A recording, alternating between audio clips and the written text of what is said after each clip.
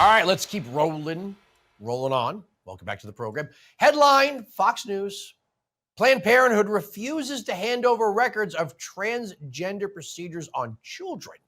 Quote, Planned Parenthood in St. Louis, Missouri is appealing a judge's ruling that required the clinic to hand over patient files exposing whether puberty blockers and transgender procedures were performed on children. The clinic filed the appeal in the 22nd Judicial Court in St. Louis on Friday, arguing that Missouri Attorney General Andrew Bailey's civil investigative demand was improperly issued because it did not reference Planned Parenthood in the 54 requests. Missouri's Merchandising Practices Act allows Bailey to obtain patient documents because they do not fall under the Health Insurance Portability and Accountability Act, or HIPAA, protections. St. Louis Court Judge Michael Stelzer ruled earlier this month, but Planned Parenthood claims civil investigative demand was improperly issued in reliance of the Merchandising Act. My next guest is the president of the American Principles Project, Terry Schilling. I thought Planned Parenthood was a women's health organization that provided women with certain types of prenatal health care. They weren't all just about abortions. When did they get into the cord cutting business? The core. I like how you frame that. Listen, Planned Parenthood has been doing this for quite some time. They first started getting involved in exploring gender transitions for minors, especially in the mid 2010s. Right, this is 2015, 2016 that they really started experimenting and going down this path. I think what we're learning here is that the big lie is that this isn't happening to children, that this isn't going on, that this doesn't cost a lot of money, is being exposed. Right, we know that this has been happening to children because there are detransitioner children that are coming out after regretting it. But if Planned Parenthood was not doing gender transitions for minors and there wasn't anything shady, then they would be saying, "Here's all of our information." There is none. We don't have transgender patients that are under 18, and we don't give them puberty blockers. We don't put them on a pipeline to mutilation and sterilization. The reality is that it's much sadder than that. This is happening, and it's much worse than any of us could have imagined.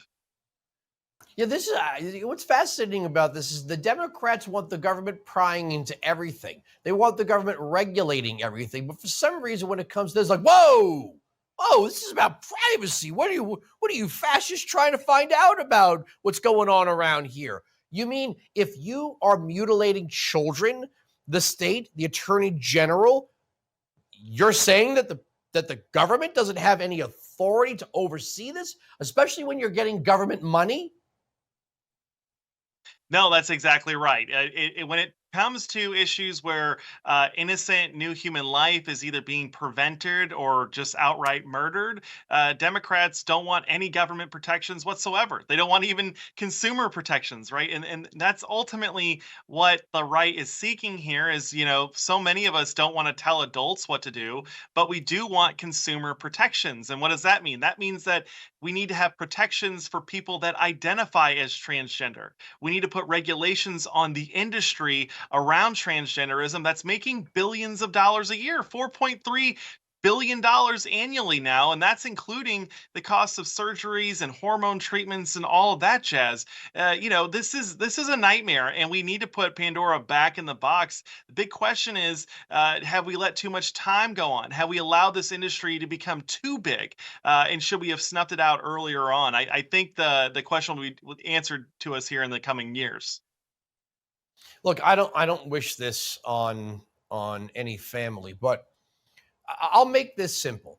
If we saw a tattoo parlor tattooing small children, right? 9-year-olds getting their whole arms sleeved, we would be outraged at that, right? I understand that little girls get earrings and that's cute and all, but if we saw, 8-year-olds with a face full of metal, nose piercings, lip piercings, eyelid piercings, we would go, whoa, whoa, whoa, whoa, whoa, whoa, whoa, whoa. I'm pretty libertarian in my views, but I think we got to, take a look at this. And when they say, well, the children are telling us this is who they are, you mean the people that you don't let pick their bedtimes or what they have for dinner or what they watch on television? If my kid identified as a chocolate cake eater and only wanted to eat chocolate cake, I'd say, I'm your dad. You're not eating chocolate cake for 3 meals a day. And it's bedtime.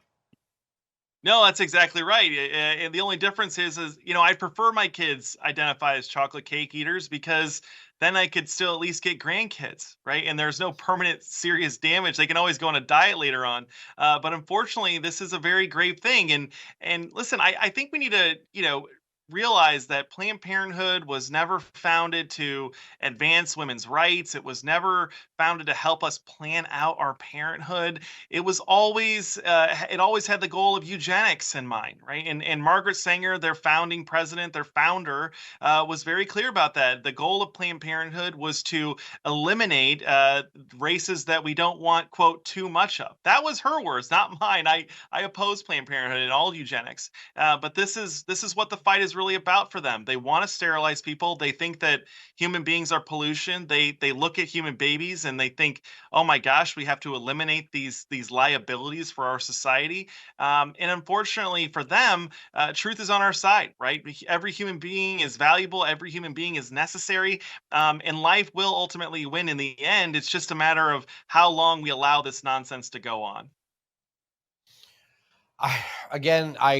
I don't wish this on any parent, but I think we know that these parents, they're either being lied to or in a sick way. And I talked to Chloe Cole about this, that some of these parents, stage parents, right? It's one thing to push your kids into sports or into music because you want your kid to be a superstar. There seems to be something very attention getting about saying, my child is trans. And then all of a sudden, like they're the grand marshal of a pride parade. I got less than a minute. No, there's a lot of parents out there who are doing this for attention seeking behavior.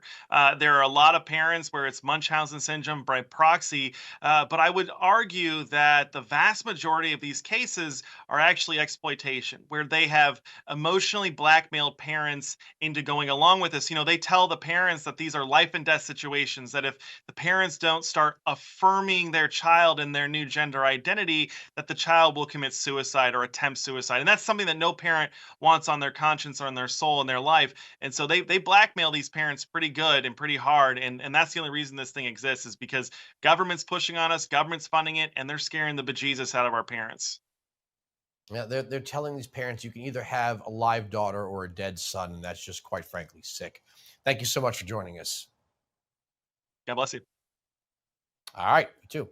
Coming up next, you know it, you love it, it's your guilty pleasure, and it's mine. It's the gutter. Stuff Biden says in my final rant. We'll wrap it up next when we return.